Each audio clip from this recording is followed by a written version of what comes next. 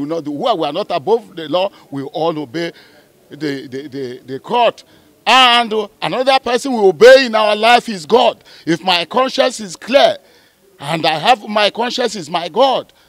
And another thing that guides us is the court, and we must obey the court order. And court said, with immediate effect, if you were in the court, and I will urge every member here, everyone in the press here, to go and read the court judgment.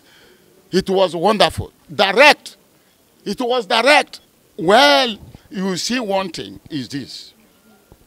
INEC, when once court says, even we did it yesterday, or last week, I gave a certificate to Ozongbachi because court ordered.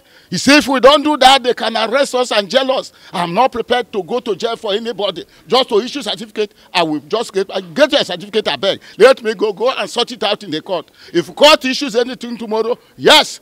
If they don't obey God, the God who created us, is it me that we obey? And the court has says we should give certificate to Dr. Uchechi, and that is what we have done.